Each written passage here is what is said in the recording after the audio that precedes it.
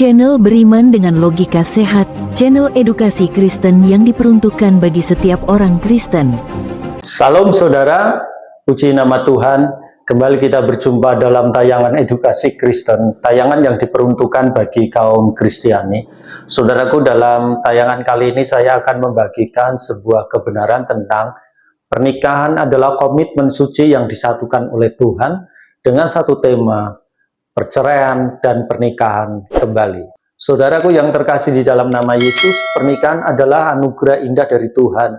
Sebuah komitmen seumur hidup yang menyatukan dua insan menjadi satu. Firman Tuhan dalam kitab Injil Matius pasal 19 ayat 6 menegaskan, demikianlah mereka bukan lagi dua, melainkan satu. Karena itu apa yang telah dipersatukan Allah tidak boleh diceraikan manusia. Pernikahan merupakan kesatuan mengikat dari antara seorang laki-laki dan seorang perempuan dalam perjanjian untuk berfungsi dalam keharmonisan di bawah otoritas ilahi, dengan tujuan meniru gambar Allah dan memperluas pemerintahannya di muka bumi ini. Baik itu melalui panggilan secara pribadi maupun panggilan bersama. Ketiga tujuan dan prinsip Allah bagi pernikahan dirusak, gambar Allah disimpangkan, dan kemampuan untuk mempengaruhi orang lain bagi Allah terkikis. Ini menunjukkan bahwa kehendak Allah yang utama adalah agar pernikahan itu kekal. Namun Tuhan juga memahami bahwa kita adalah manusia berdosa dengan hati yang tegar tekuh. Itu sebabnya meskipun membenci perceraian dalam kitab Maleakhi pasal 2 ayat yang ke-16, Tuhan menyediakan hukum dalam perjanjian lama untuk melindungi hak-hak mereka yang telah bercerai, terutama para wanita atau janda-janda yang telah diceraikan oleh suaminya. Peraturan ini bukan karena perceraian itu rencananya, melainkan karena kelemahan kita dan karena ketegar-tekuan kita dan karena kekerasan hati kita sehingga mengakibatkan perceraian.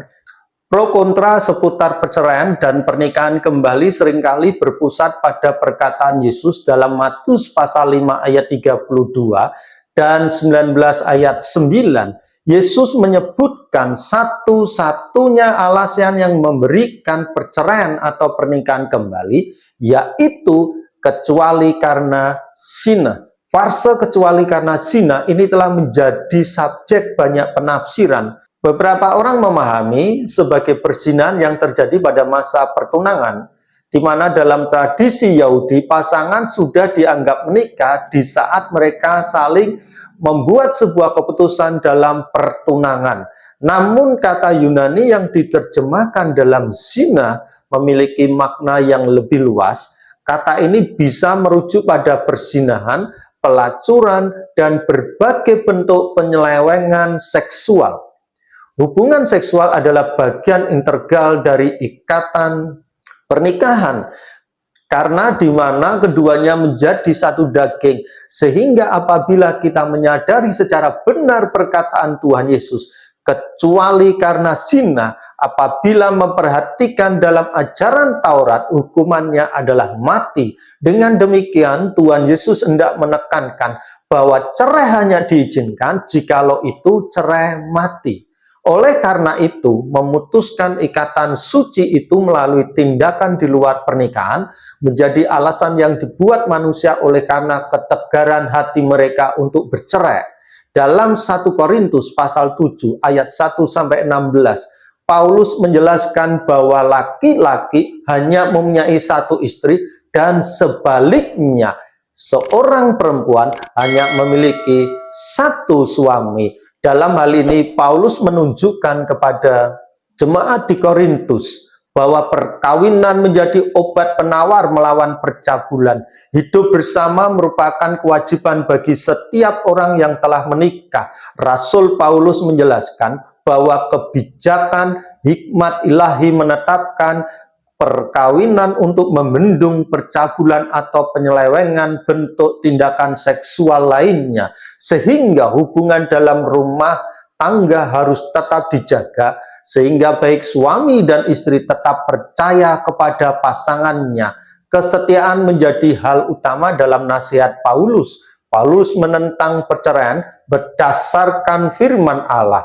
Demikianlah perkataan Paulus kepada orang-orang yang telah kawin.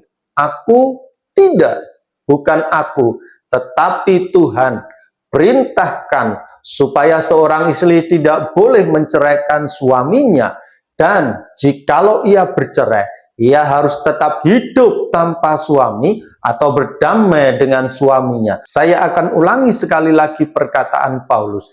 Dan jikalau ia bercerai, ia harus tetap hidup tanpa suami atau berdamai dengan suaminya.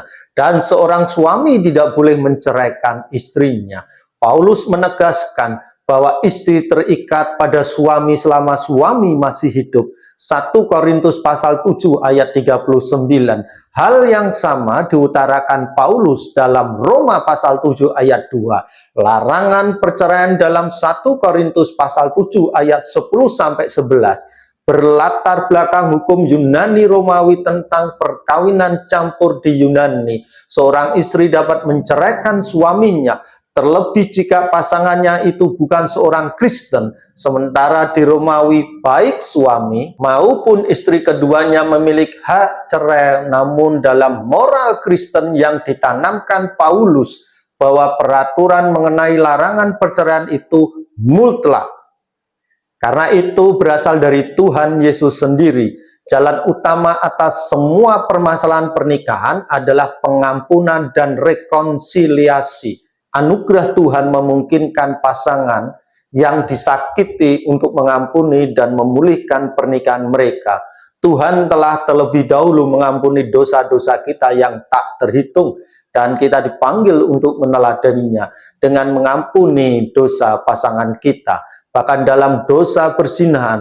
Namun jika pasangan yang bersalah tidak bertobat dan terus hidup dalam percabulan, Matius pasal 19 ayat 9 menjadi sebuah pilihan alternatif terakhir yang harus kita ambil. Seringkali perdebatan tentang klausul pengecualian membuat kita melupakan bahwa perceraian harus menjadi pilihan terakhir.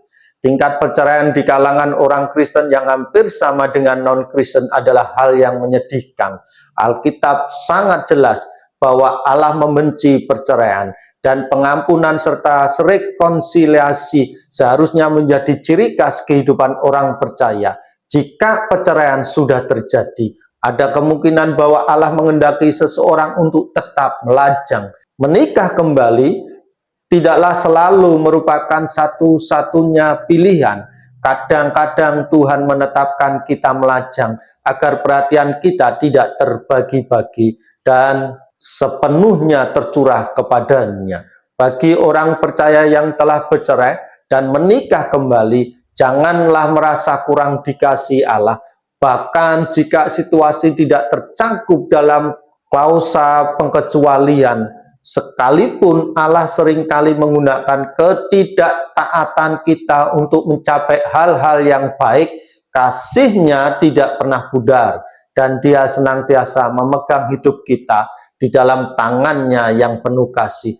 Baiklah saudara, hal ini saya bagikan untuk mengingatkan kepada kita tentang indahnya kehidupan di bawah kuasa kendali Tuhan di dalam pernikahan kita. Bahwa ketika Tuhan menyatukan kita dengan pasangan kita, ada satu janji yang kita sampaikan di depan jemaat, terlebih lagi di hadapan Tuhan.